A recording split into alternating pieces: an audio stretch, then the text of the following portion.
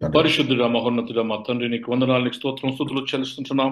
ఉదయ కాలంలో మరి ఒకసారి నీ వాక్యం ధ్యానించుండగా నీలోని జీవం మాకు కలుగు చేసి నీ వాక్యమును ప్రకటించుటకును ధ్యానించుటకును నీ ఆత్మ సంబంధమైన జ్ఞానం మాకు దయచేయమని ఆహ్వానిస్తూ ప్రార్థిస్తూ వేడుకుంటున్నాం తండ్రి. ఆమేన్. Good morning, welcome back to the meditation. These are very simple things. మనం నిన్న ఐయామ్ అనే మాట గురించి అని నేర్చుకున్నాం. ఈ రోజున మొదటి సేయింగ్స్ ఆఫ్ జీసస్ క్రైస్ట్. యోహాను సువార్తికుడు తన సువార్త ప్రణాళికలో Jesus as the son of God, యేసు ప్రభువు దేవుని కుమారుడు, దేవుడుగా తాను వ్యక్తపరిచే విధానంగా ఈ సువార్త మనకు ప్రకటిస్తూ ఉంది. అనగా ఆయననే, అనగా జీవం అనేది యేసు ప్రభువును దేవుని కుమారుడుగా నమ్మి ఆయనను వెంబడించడమే మనకు నిత్య జీవం. So believing Jesus that he is the son of God and is God, he is the blessing of eternal life for all our faith journey. ఈ రోజున ద బ్రెడ్ ఆఫ్ లైఫ్, నేనే జీవాహారమును అనే మాట మనం జ్ఞాపకం చేసుకుంటున్నాం. వాక్యము ఎప్పుడు కూడా సింపుల్గా ఉంటుంది. మనం మన జ్ఞానమును ఉపయోగించి దానిని కాంప్లికేట్ చేసుకోకూడదు. చాలాసార్లు పరలోక జ్ఞానము ప్రార్థనతో దేవుడు మనకు కలుగచేస్తాడు. పరలోక జ్ఞానము దేవుని మర్మమును విశుద్ధపరుస్తుంది. ఈ సత్యాన్ని మనం గ్రహించాలి. వేదాంతము దేవుని గూర్చినటువంటి స్థితిగతులను, the context and the situations, ఎప్పుడు ఎక్కడ ఎవరితో, ఆ భాషా విధమైనది. ఎందుకనగా ప్రభువు జీవించిన కాలంలో ఆయన మాట్లాడిన భాష అరమియా భాష. తరువాత ఆయన మరి జీవించిన విధానములలో, తాను బోధించినటువంటి విధానములలో గ్రీకు కానీ హీబ్రూ కానీ కాలక్రమేణా తర్జుమా చేయబడుతూ అప్పుడు ఉన్నటువంటి స్థితిగతుల యొక్క ప్రభావముతో కూడా, అది జేడిఈపి అనే 4 ట్రెడిషన్స్లో నుండి, జే అంటే జెహోవైట్, డి అంటే డిటర్మానిక్, ఈ అంటే ఎలోహిం, పి అంటే ప్రీస్ట్లీ అనే ఈ 4 ట్రెడిషన్స్లో నుండి కెననైజ్ చేయబడి మోషే ద్వారా ఇయ్యబడినటువంటి, అనగా దేవుడు మోషే ద్వారా వచ్చిన ధర్మశాస్త్రము, ముఖ్యముగా ఆ 10 ఆజ్ఞలు, దాన్నే అక్షర 10 ఆజ్ఞలే ధర్మశాస్త్రం. తర్వాత మోషే రాసినటువంటి 5 గ్రంథాలలో నుండి అది ధర్మశాస్త్రముగా యూదుల ద్వారా, ఇజ్రాయేల్ ద్వారా అది ముందుకు సాగించబడి దేవుడు కాలక్రమేణా మనకిచ్చిన ఈ వాక్యము, ఈ వాక్యము దేవుని ఆత్మ ద్వారా ప్రేరింపబడి వ్రాయబడినది కనుక ఇది పరిశుద్ధమైనది. ఇది దేవుని వాక్కు, దేవుని ఆత్మ మనతో మాట్లాడాలి. ఏ రీతిగా ఇది సమకూర్పులో దేవుని ఆత్మ ఉండిందో దీన్ని జ్ఞాపకం చేసుకుని గ్రహించి ఆనందించి ధ్యానించడంలో కూడా పరిశుద్ధాత్మ క్రియా సంకల్పము ఉంటుందని నేను మీకు తెలియజేస్తుంటున్నాను. మరి ఈ రోజున మనం ధ్యానించే అంశము సింపుల్గా మాట్లాడుకుందాం. And we will go word by word in the chapter 6. ముఖ్యంగా యోహాను సువార్త 6వ అధ్యాయంలో మనము సంగతులను గమనించుకుంటాం. మొదటిది, what is the purpose of Jesus saying this? పాపం, I really feel pity as a human being, as a servant now. దేవుడు ఆ దినములలో తాను దేవుని కుమారుడని తను తాను కనపరుచుకున్నటకు చేసినటువంటి ప్రయత్నం భయంకరం. ఆయన తన స్వకీయులకు తెచ్చిన యుద్ధకు వచ్చిన కానీ ఆయనను అంగీకరించనైతరి అనే మాట నిజమే. తాను పదే పదే పదే పదే, అక్కడ ఉన్న పిచ్చి ఏంటంటే దేవుని కుమారుడు అంటవాడు లేడు, దేవుడే, మాకు ఒక మెస్సియా వస్తాడు. సో దేవుని కుమారుడు అనే మాట చెప్పినప్పుడల్లా, దేవుడు తాను ఆపాదించుకున్నప్పుడల్లా ప్రజలు ధర్మశాస్త్రానుసారముగా రాళ్లతో కొట్టి చంపడానికి సిద్ధమైనట్టుగా మనం నిన్న చూసాం నంబర్స్లో. నిజమే, లెవిటికస్లో కూడా చూసాం. నిజమే దేవుని బిడ్డలారా. మరి ఇటువంటి స్థితులలో యేసు ప్రభు ఈ మాటలు మాట్లాడుతున్నాడు. What is the purpose? The purpose of Jesus saying this command బాగా అర్థం చేసుకోవాలి. ది స్టేట్మెంట్ ఆర్ కమాండ్, ఇస్తున్నటువంటి ఈ యొక్క స్టేట్మెంట్, తెలుగులో ఏమంటారు స్టేట్మెంట్ లేదా command, is is ending with a word which defines what he is. ఇప్పుడు ఎగ్జాంపుల్, ఐ యామ్ అనేదేమో పేరు, ఆ కమాండ్ అట్రిబ్యూట్. నేను బ్రెడ్ ఆఫ్ లైఫ్ అన్నాడు, నేను జీవాహారం అంటున్నాడు. So the command is powerful because is the all powerful God. And an attribute అంతా కూడా his nature is coming in that. కనుక we know that his dominion, ఆయన అయం అన్నప్పుడు ఆయన అధికారం అంతయు వస్తుంది, ఆయన సర్వం అధికారం అంతయు మనకు కనబడుతుంది, ఆయన శక్తి మనకు కనబడుతుంది, ఆయన ఇటర్నల్ నేచర్ మనకు కనబడుతుంది, ఆయన డివైన్ నేచర్ మనకు కనబడుతుంది.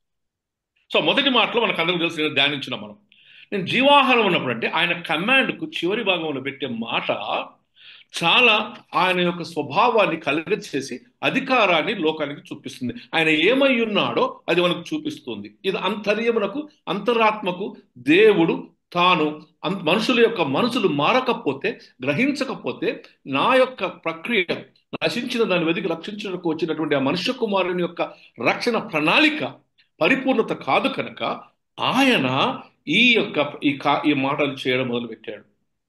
ఇంకొకసారి ప్రతిసారి ఎప్పుడైతే యేసు ప్రభు ఈ సెయింగ్స్ అయామని సెయింగ్ చేస్తున్నాడో ఆయన సాధారణంగా ఒక మెరకెలో లేదా ఒక సూచక క్రియనో అది చూపిస్తూ దానిలో ఆ దేవుని యొక్క అధికారాన్ని, దేవుని స్వభావాన్ని, దేవుని నేచర్ను, ఆయన యొక్క సర్వ అధికారాన్ని చూపిస్తూ నేనే దేవుని కుమారుడును, దేవుడునని చెప్పడానికి ఆయన ప్రయాసపడ్డాడు. రియల్ ఫిట్టింగ్ కదా. ఆయన వచ్చిండు. ఆయన లోకం ఎంతో ప్రేమించిన దేవుడు. ఎందుకు ప్రేమించాడు? ఆయన తన స్వరూపంలో చేశాడు మానవుణ్ణి. సృష్టి యావత్తు తన చేతి పనిగా ఉంచుకున్నాడు. ఆయన తన ఆత్మవారిలో ఊదాడు. తన సొంత కుమారుడు కనుక తనలో నుంచి వచ్చిన వాడు కనుక ఆయన ఎంతగానో ప్రేమించాడు. చాలా తను తగ్గించుకున్నాడు. రౌద్రుడు, శూరుడు, కానీ తను ఆ ప్రేమతో తగ్గించుకొని మన యొద్దకు వచ్చి నేనే నీ తండ్రిని అని చెప్పుకునేంత పరిస్థితికి దిగదాలి. అంటే మానవుని యొక్క దుస్థితి. అందుకే బైబిల్ ఏముంది తెలుసా? మానవుని యొక్క దుష్టత్వం చూసి ఆయన హృదయంలో నొచ్చుకున్నాడు. This is not my nature, ఇది నా స్వభావం కాదు కదా. దుష్టుని యొక్క స్వభావంలోకి వచ్చి ఎంతగా దిగజారిపోతుందని ఆ యొక్క తత్వపు స్వభావంలో ఈ ఐఆమ్ సేయింగ్స్ వచ్చినాయి. He wants to tell the people and his own listeners that he is the God and he is the Son of God, the Messiah. దీని బ్యాక్గ్రౌండ్ అనమాట అది. ఎందుకంటే the most powerful name and the command that he empowers you. ఆయన ఎప్పుడైతే ఒక command ఇచ్చిందనుకో, ఆ command వెనుక కొనాకున్నటువంటి మాట ఏదైతే ఉందో ఆ మాట నిన్ను ఎంపవర్ చేస్తుంది. అది ఎంపవర్ చేసి ఆయన ఏమంటుండంటే, ఇది నువ్వు ఈ రీతిగా ఉండాలి అంటే నువ్వున్న బ్రతుకు ఈ బ్రతుకు కాదు నా కుమార్తె, ఇదిగో నేను ఇది I am what I am, నేను మీకు చెప్తున్నాను, నేను జీవాహారమును. మీరు ఈ జీవాహారము, మీరు తింటున్న జీవాహారము, మీరు ఒక రోజు తింటారు, 2 రోజులు తింటారు, తర్వాత చనిపోతారు మీరు. కానీ నేను వచ్చిన కార్యం ఏంటిదంటే నా గొర్రెలకు జీవమును, ఆ జీవం సమృద్ధిగా కలగచ్చేసి పరిపూర్ణతలోకి తీసుకొని వచ్చి నేను ఉండు చోట వారిని ఉండాలి కనుక మీరు నన్ను అనగా నేను పై నుండి పంపించబడినటువంటి జీవాహారం. What a wonderful purpose. నేను జీవాహారం అన్నాడు. మరి జీవాహారం కాంటెక్స్ట్ ఏంటిది అన్న మాట కాంటెక్స్ట్ ఏంటిది? ముందు రెండు ఉన్నాయి. ఒకటేమో 5,000 మందికి ఆహారం. ఇందులో నేను ఇచ్చేటటువంటి ధ్యానం నా స్వంతగా నేను ప్రార్థించి నా మనసుకు వాక్యం తట్టుతున్నప్పుడు నేను ఇంటర్ప్రిట్ చేసుకుని మీతో పంచుకుంటున్నాను ఆధ్యాత్మికంగా. అక్కడ ఏమైంది? తిబిరియా సముద్రం అక్కడికి వచ్చారు, మైదానాలలో కూర్చున్నారు. యేసు ప్రభు వారిని చూసి, అందరూ చాలా మందిని చూసి ఆయన బోధించడం మొదలుపెట్టాడు. బోధించడం మొదలుపెట్టిన తర్వాత చెప్తూనే ఉన్నాడు కదా. ఎంతగా చెప్పాడు? సాయంకాలం అయిపోతుంది, సమయం చాలా అయింది, మరి భోజనం కావాలి కనుక మొదట శిష్యుల్ని అడిగాడు. I'm going 1 by 1 context of the I'm bread of life చెప్పడానికి. ఇంతకుముందు పర్పస్ చెప్పారు, ఇప్పుడు కాంటెక్స్ట్ చెప్తున్నాను. అక్కడికి పోయిన తర్వాత చూశాడు, శిష్యులు అప్పటికే ఒక సూచక్రియ చూశారు. ఏంటిది అది? The water being turned into చూశారు. అందుకు అక్కడ చిన్న లాస్ట్కు ఆ సూచక్రియను బట్టి వారు ఆయన యందు విశ్వాసము ఉంచిరి. నేను అనుకున్నాను, మళ్ళీ ఒకసారి దేవుడు కావలసుకొని వీళ్ళ విశ్వాసాన్ని ఒక్కసారి పరీక్షించడానికి అప్పుడు ఎంత పోయింది కదా, వీళ్ళు వెళ్ళిపోమ్మంటే ఎట్లా, మనమే భోజనం పెట్టాలి కదా అన్నాడు. సరే పెట్టి ఆయన వాళ్ళని మీ దగ్గర ఏమైనా ఉందా అని అడుగుతాడు. వాళ్ళు ఏమనవలసి ఉండేనో కానీ వారు, అయ్యా ఈ పిల్లవాని దగ్గర ఒక పిల్లవాడు ఉన్నాడు, వాని దగ్గర కొన్ని 5 రొట్టెలు 2 చేపలు ఉన్నాయి అన్నాడు. నిజమే. ఆ 5 రొట్టెలు 2 చేపలు తీసుకుని వచ్చిన తర్వాత యేసు ప్రభు యొక్క మనసులో ఏం జరిగి ఉంటుంది? What was the mind of God? ఒకటి, శిష్యుల యొక్క విశ్వాసాన్ని ఆయన పరీక్షిస్తున్నాడు. రెండవది, నేనే దేవుని కుమారుడును అని చెప్పడానికి చేస్తున్న ప్రయాసంలో ఒక అద్భుత కార్యము చేయటం వలన, ఇదొక సూచన క్రియ వలన, ఇదిగో సూపర్ న్యాచురల్ పవర్, దైవ సంబంధమైన ఉన్నతమైనటువంటి ఈ శక్తి ఆ గ్రహింపునకు వస్తే వీళ్ళు నమ్ముతారని ఆశపడ్డాడు. కనుక ఏం చేశాడు? మిరాక్యులస్ ఫుడ్ అది మిరాక్యులస్ ఫుడ్. ఆయన ఆ రొట్టెలను స్తోత్రం చేసి ప్రార్థించి వారికి ఇచ్చి పంచమన్నాడు. శిష్యులకు విజయం అక్కడ దొరికింది. శిష్యులకు విజయం అక్కడ దొరికింది. పంచమనగానే వారు సనగక గునగక ఆయన నమ్మి వారు పంచారండి. The context of measuring the faith of disciples first succeeded. ఈ కథలో ఉన్న అంతా నేను చెప్తున్నాను. కనుక వారు పంచమనగానే పంచడానికి సిద్ధపడ్డారు, కానీ గుణగలే సనగలే పారిపోలేదు. అంటే ఏంటారు? వారు ఏం చేశారు? దే హ్యాడ్ ఎ ట్రస్ట్, ఆధ్యాత్మిక నమ్మకం ఆ క్రీస్తు మీద వారికి ఉంది. ఏమని నమ్మకం ఉంది? ఈయన దేవుని కుమారుడని వాళ్ళు నమ్మారు.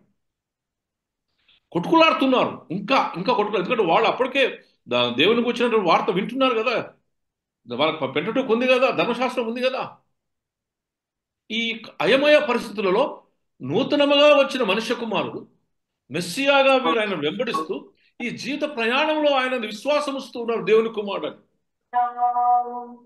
రైట్, దీని మీద నేను చెప్తా ముందుకు వచ్చినప్పుడు. రెండవది, వీరు పంచడానికి ఇవ్వడానికి ఆ పిల్లవాడు ఇవ్వడం అనేది రెండవ ఆధ్యాత్మిక రహస్యం. అదేంటిదంటే not only trust but also faith, విశ్వాసం. ఏం విశ్వాసం? నిజంగా ఆ పిల్లోడు కూడా ఈయన దేవుని కుమారుడని ఆయన నమ్మాడు. ఎందుకంటే ఆయన వాక్యం విన్నాడు. వీటి వల్ల విశ్వాసం కలుగుతుంది. నోటితో ఒప్పుకోకుండా క్రియ ద్వారా ఆయన దేవుని కుమారుడు ఒప్పుకుంటున్నాడు ఆ పిల్లోడు. ఇది నీకు సాధ్యమని ఒప్పుకున్నాడు కనుకనే ఏమీ ఉంచుకోకుండా పంచుకోవడానికి మొదలుపెట్టాడు. ఏమి ఉంచుకోకుండా పంచుకోవడం మొదలుపెట్టాడు. కనుక అక్కడ దేవుని యొక్క ఆధ్యాత్మిక సూపర్ న్యాచురల్ వర్క్ జరగడానికి దేవుడు తన శిష్యులను, ఆ కుమారుని యొక్క విశ్వాసత, శిష్యుల యొక్క నమ్మకాన్ని, ధైర్యాన్ని, వీరికి దేవుని యొక్క కార్యము చేసి చూపించి తాను దేవుడని, దేవుని కుమారుడని సూపర్ న్యాచురల్ యాక్ట్ ద్వారా, అనగా ఒక సూచక క్రియ ద్వారా తను అనుకున్న మనసులో ఉన్న తన సత్యాన్ని వారికి బోధించడానికి ఇది ఇచ్చాడు. నంబర్ 1 అనగా the purpose of this whole miracle is to share, is telling the people to share. ఆ పిల్లోడు ఇచ్చినటువంటిది షేరింగ్. రెండవది ఫెయిత్. మూడవది దేవుని యొక్క provision, the provision of God. ఏ రీతిగా వీరికి కలగచేశాడో. మొదటిది పంచుకోవడం, రెండవది విశ్వాసం, మూడవది దేవుని యొక్క కలుగు చేసే విధానం, ప్రొవిజన్ ఆఫ్ గాడ్. నాలుగవది దేవుని యొక్క కంపాషన్, దేవుని యొక్క దయాదాక్షిణ్యత అక్కడ కనబడింది. కనుక ఈ కంపాషన్ ద్వారా ఏం చేశాడంటే వాడు ఆయన యొక్క కార్యాన్ని జరిగిస్తూ దేవుని కుమారుడుగా, దేవునిగా తన్ను తాను కనపరుచుకున్నాడు. ఎట్లా కనపరుచుకున్నాడు చూద్దాం. రొట్టెనిచ్చాడు, స్తోత్రమిచ్చాడు. ఇస్తూనే ఉన్నారు, పంచబడుతూనే ఉంది. ఇస్తూనే ఉన్నారు, పంచబడుతూనే ఉంది. కావలసిన చేపలు తిన్నారట తృప్తిగా. అక్కడ ఉన్నవాడు లెక్కబట్టిన వారు ఓన్లీ పురుషులే, ఇక్కడ స్త్రీలు ఉన్నారు, పిల్లలు ఇచ్చిన పిల్లగాడు కూడా ఉన్నాడు కదా. దేనికి సూచన ఇది? ఈ సూచన ఎందుకు, దేనికి సూచన అంటే, ఇదిగో దేవుని కుమారుడు, దేవుడు ఈ కార్యాన్ని మీ ఎదులో చేస్తున్నాడు కనుక పంపింపబడిన వాడను నేనే, మెస్సియాను నేనే, నేను అబ్రహాము కన్నా మోషే కన్నా ముందు ఉన్నవాడను.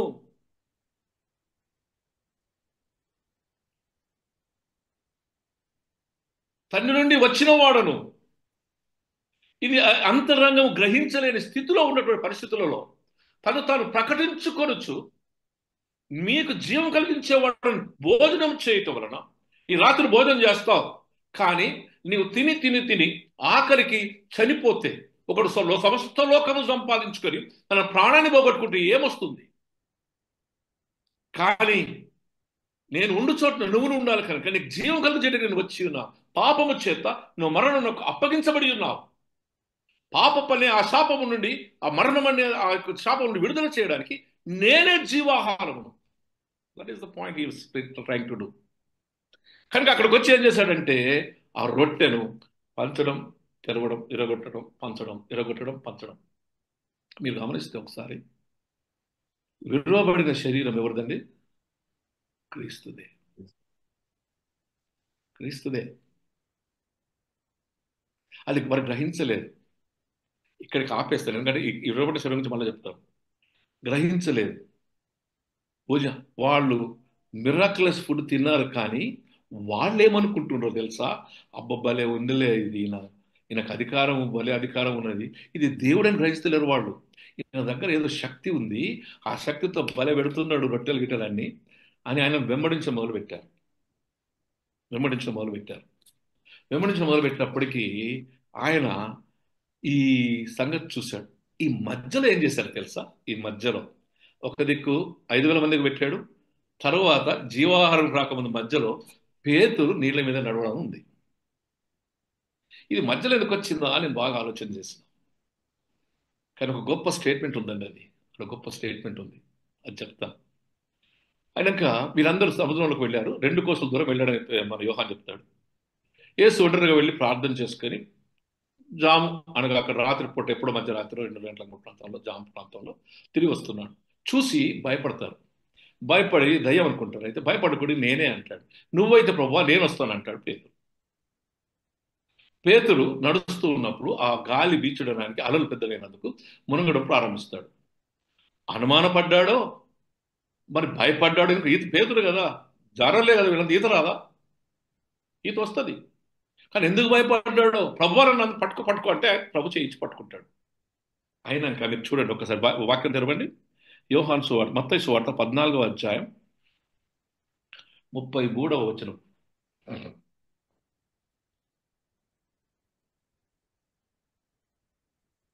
14వ అధ్యాయం 33వ వచనం. మీరు బాగా చూడండి, కింద నేను చెప్తా చూడండి.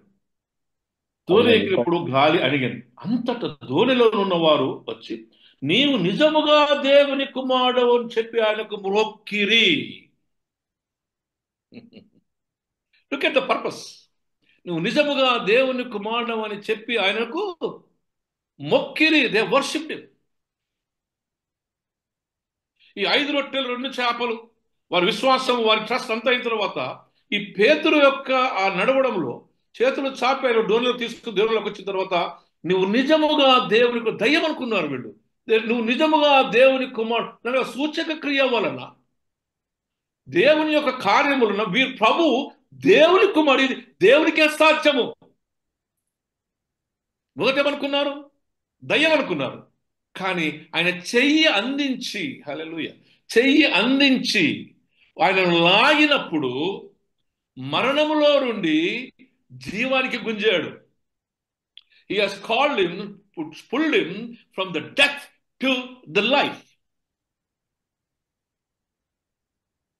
కనుక ఆయన వారేమన్నారంటే నువ్వు నిజముగా దేవుని కుమారుడు అని ఆయన స్తుతించారు. నిజమే దేవుని బిడ్డలారా, అక్కడ విన్న ప్రజల యొక్క స్థితి వేరుంది. వారేమనుకుంటున్నారంటే ఈయనకేదో శక్తి ఉంది, ఈ శక్తి మనం పొందుకుంటే మనమేమన్నా చేస్తామేమో. చూడండి, 6వ అధ్యాయం 25వ వచనం తర్వాత ప్రభు ఏం చేశాడు? డిసప్పాయింట్ అయ్యాడు ఆయన. వీళ్ళందరూ ఏం చేశారు? ఎక్కడ ఉన్నాడు ఎత్తుకొని ఆ చిన్న చిన్న దోణలు తీసుకుని ఆ తిరువే సముద్రం నుంచి కపెర్నహూములో ఉన్నాడని కపెర్నహూముకి వెళ్ళిపోతారు. అక్కడికి వెళ్ళిపోయిన వారిని చూసి ఏమంటాడు తెలుసా? 26వ వచనంలో ఏమంటాడండి? ఆకాశ పక్షులను చూడు. సముద్రపున ఆయనను కనుగొని, బోధకుడా, నీవెప్పుడు ఇక్కడికి వచ్చినదని అడగగా, యేసు, మీరు సూచనలు చూచుట వలన కాదు గాని రొట్టెలు భుజించి తృప్తి పడుతున్న వలన నన్ను వెతుకుచున్నారని మీతో నిశ్చయముగా చెప్పుచున్నాను. What the mind of the spirit? వాడు గ్రహించాడు, దేవుడు వాడు హృదయాలను గ్రహించాడు. గ్రహించి ఆయన, మీరు రొట్టెల కొరకు వచ్చారా అన్నాడు. నేనేమంటాను, రొట్టెల కోసమే కాదు, ఈయన దగ్గర ఏదో శక్తి ఉంది, ఆ శక్తి నేర్చుకుంటే మనం కూడా అట్నే చేయొచ్చు అనుకున్నారు. That is the human conception, common mind.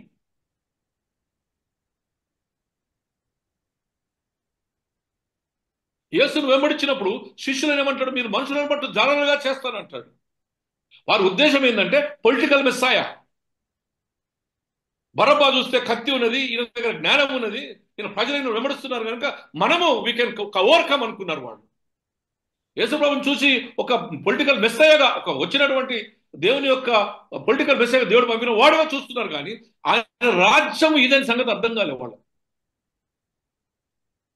కనుక వాళ్ళు ఏమంటాడంటే, మీరు తొలి వచ్చారు అనుకుంటాడు అని అని నిశ్చయంగా చెప్తున్నాను. క్షయమైన ఆహారం కొరకు కష్టపడుకుడి. మీరు నిన్న తిన్నారు, కానీ అది ఎక్కడికి వెళ్ళి వచ్చింది, ఎట్లొచ్చిందో మీలో గ్రహింపు లేదు. కనుక మీరు విశ్వసించాలి, నమ్మాలి. మీరు నిన్న ఆహారం అది వచ్చింది, పోతుంది, మళ్ళీ వస్తుంది, పోతుంది. కానీ నేనిచ్చే ఆహారం వేరు. అందుకేమంటాడంటే, అక్షయమైన ఆహారం కొరకు కష్టపడుకుని మనుష్య కుమారుడు దాన్ని మీకిచ్చును. ఎందుకై తండ్రి అయిన దేవుడు ఆయనను ముద్ర వేసి ఉన్నాడు. ముద్ర వేసి అంటే it is an covenant stamp, నిబంధన ముద్ర. ఏంటి ఆ నిబంధన ముద్ర? నశించిన దాన్ని వెతికి రక్షించుటకు దేవుని యొక్క ప్రణాళికగా ఉంది అది. ఆ ముద్ర ఏంటిదంటే, it is the covenant stamp, నిబంధన ముద్ర అది. ఏంటి ఆ ముద్ర? అక్షయమైనది కాక, అనగా క్షయమైనది కాక అక్షయమైనది కలిగించేయటం. ఈ భోజనం క్షయమైనది ఉంటుంది, పోతుంది, నీవు మట్టి పాలవుతావు. కానీ అక్షయమైనది ఏంటంటే, నేనిచ్చే ఈ ఆహారం నువ్వు తింటే నీవు నిరంతరం జీవిస్తావు. నేను అది కలుగు చేయడానికి నీ యొద్దకు వచ్చి ఉన్నా, నేనే జీవాహారం అంటాడు కిందికి వచ్చి. వాళ్ళే పడతారు తెలుసా? ప్రవ్వా, మేము ఇటువంటి సూచనలు చేయడానికి మేము ఏమి చేయవలను? మేము ఎక్కడికి పోవాలి? ఎట్లా చేయాలి? అందుకేమంటే, ఆయన పంపిన వాని యందు విశ్వాసం ఉంచుటయే నిత్య జీవం. చూడండి, వారు మేము దేవుని క్రియలు జరిగించడానికి ఏమి చేయవాలని ఆయన అడగగా, యేసు ఆయన పంపిన వాని యందు మీరు విశ్వాసం ఉంచుటయే దేవుని క్రియను వారితో చెప్పాడు. పంపిన వాని యందు విశ్వాసం ఉంచుటయే నిత్య జీవం. కనుక రొట్టెను చూడకండి, రొట్టె ఇచ్చిన దేవుని చూడండి. రొట్టె ఇచ్చిన దేవుడు. అందుకే క్రైస్తవులు మనం ప్రార్థన చేస్తాం, భోజనం చేస్తాం, ప్రభా ఇచ్చిన భోజనంకే నీకు వందనాలు. ఎందుకంటే రొట్టె ఇచ్చిన దేవుడు ఏమంటుండంటే, నన్ను ముద్ర వేసి పంపించాడు కనుక ఇది నేను చేయడానికి వచ్చిన వాడిని, ఖచ్చితంగా దీన్ని చేస్తానే. కనుక మేము విశ్వసించు, ఏం సూచక క్రియ చేస్తున్నావు అన్నాడు. ఏం సూచక క్రియ చేయాలి? ఇంకా ఆల్రెడీ ఒకడేమో నీళ్ళ మీద నడిచాడు, 5,000 మందికి రొట్టెలు పెడితిని. కనుక వినండి అని అప్పుడు చెప్పడం మొదలు పెడతాడు. ఏమంటే,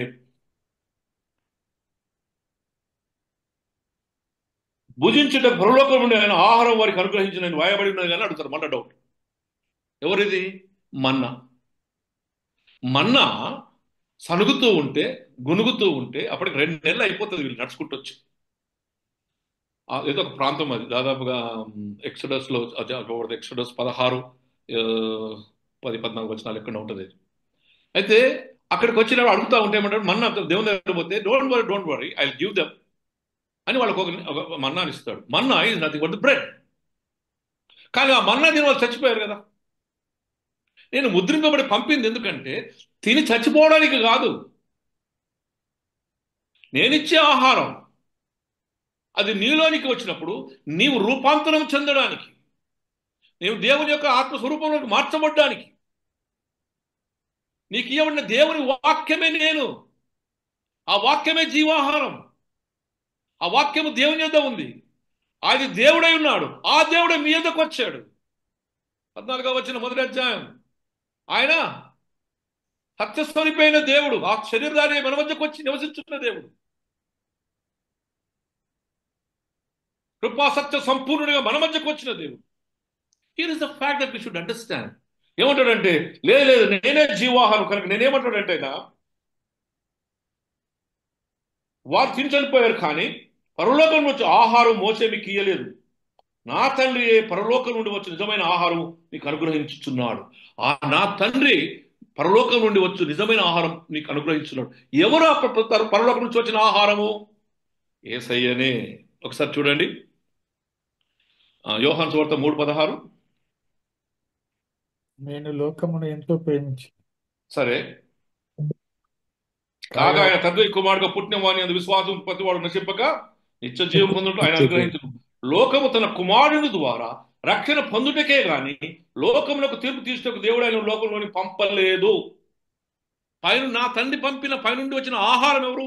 తండ్రి పంపిన ఆహారమే అది యేసుక్రీస్తు. 17వ అధ్యాయం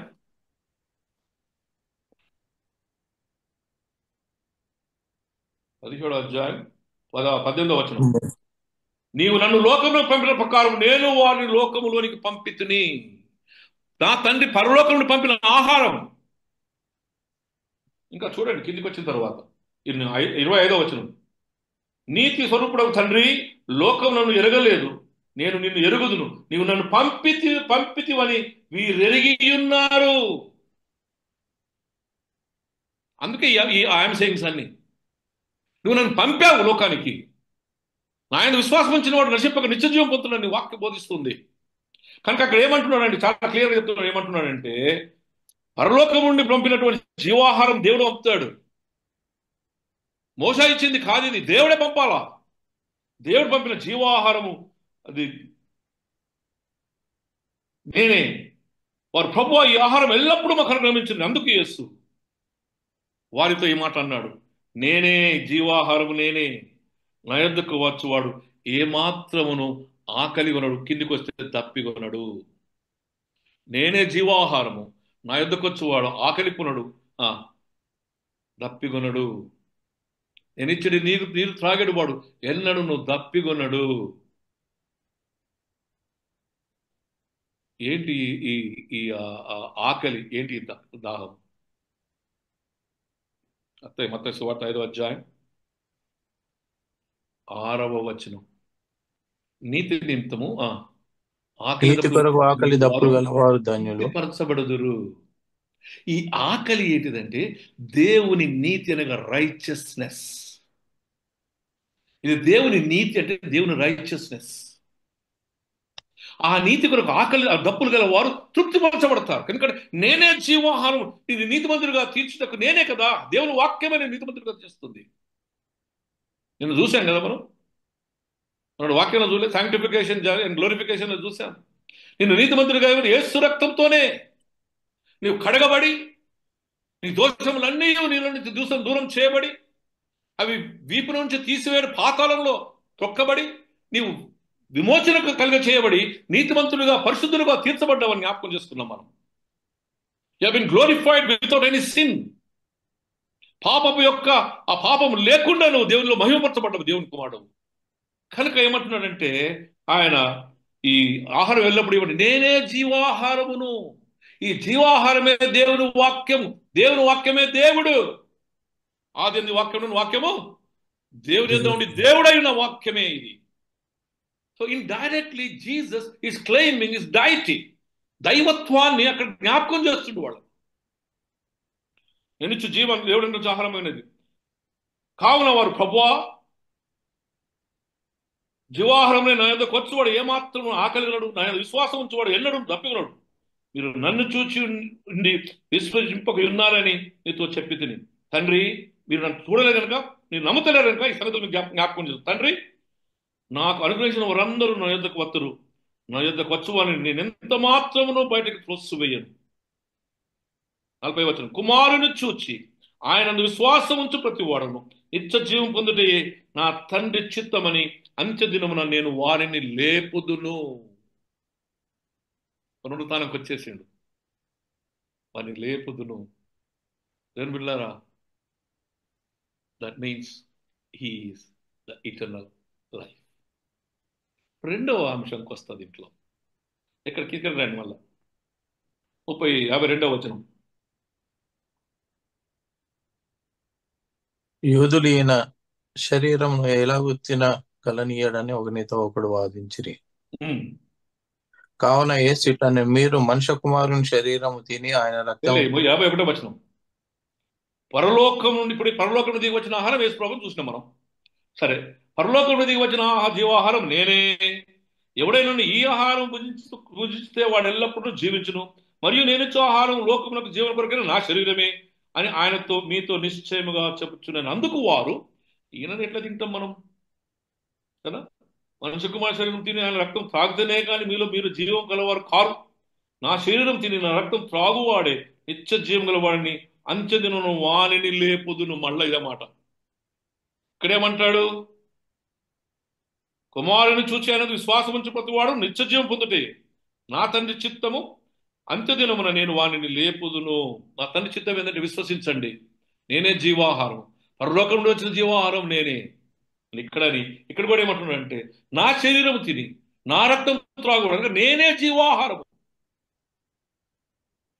తీయండి కొరింథీయులకు రాసిన పత్రిక. ఎక్కడంటాడు? కొరింథీ మొదటి కొరింథీ 11 మొదటి కొరింథీ 11 23 26 వచనాలు చూడండి.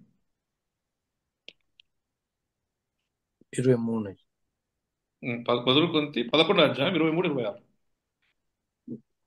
నేను మీకు అప్పగించిన దానిని ప్రభు వలన పొంది తిని, ప్రభు అయిన యేసు తాను అప్పగింపబడిన రాత్రి ఒక రొట్టెను ఎత్తుకుని కృతజ్ఞతాస్తుతులు చెల్లించి దానిని విరిచి, ఇది మీ కొరకైనా నా శరీరము, నన్ను జ్ఞాపకం చేసుకున్నటకై దీన్ని చేయడని చెప్పెను. ఆ ప్రకారమే భోజనమైన పిమ్మట ఆయన పాత్రను ఎత్తుకొని, ఈ పాత్ర నా రక్తము వలనైన కొత్త నిబంధన, మీరు దీనిలోని తాగునప్పుడెల్లాను నన్ను జ్ఞాపకం చేసుకున్నటకై దీనిని చేయుడని చెప్పెను. మీరు ఈ రొట్టె తిని హోలీ కమ్యూనియన్. ఆయన రొట్టెను విరిచి వారికి తీసుకొని తినడు అన్నాడు. ఆ రొట్టె మహిమగా మార్చబడుతుంది. ఏ రీతిగా ఆ 5,000 మంది భోజనం పెట్టినప్పుడు వేచిన రొట్టె అందరితో పంచాడో, విరవబడుచున్నటువంటి రొట్టె క్రీస్తు శరీరమే జీవాహారము. దానిలో నువ్వు పాలు పుంచుకుంటే తప్ప నీవు నిత్య జీవం రాలేవు. అనగా నేను నీ యందును నీవు నా యందును ఉండిన ఎడలనే.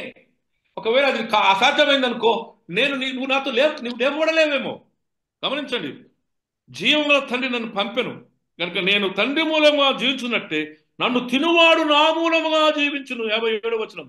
ఇది పరలోకం నుండి వచ్చిన ఆహారము, పితరుల మన్నాను తిని చనిపోయినట్టు కాదు, ఈ ఆహారము తినువాడు ఎల్లప్పుడూ జీవించును. హల్లెలూయా. So Jesus is telling the people that I am the bread of life. జీవాహారము. ఎందుకు జీవాహారం అంటే ఆయన what is he is life. He is life. ఏమంటాడు?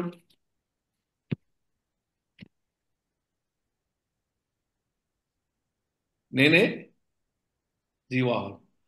I is the source of life. అన్ని ఇచ్చినవాడు ఆయననే, అన్ని కలుగజేసిన వాడు ఆయననే. కనుక ఆయన నుంచే కదా సమస్తం. Life the only way to heaven.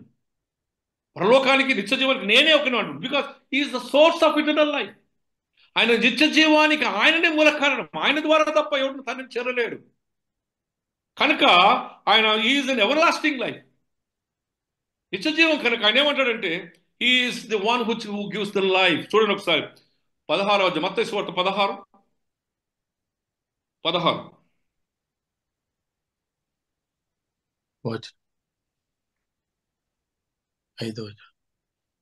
16 మత్తయి సువార్త 16వ అధ్యాయం 16వ వచనం. మరియు నీవు పేతురు రాయు, ఈ బండ మీద నా సంఘంను కట్టుదును, పాతాళలోకము. మత్తయి సువార్త 16:16 నాన్న. సారీ. అందుకు సీమోను పేతురు, నీవు సజీవుడగు దేవుని కుమారుడవైన క్రీస్తు అని నీవు సజీవుడవైన దేవుని కుమారుడవైన క్రీస్తువు. And he is the one who has given us the life. ఇర్మీయా గ్రంథం 10వ అధ్యాయం 10వ వచనం.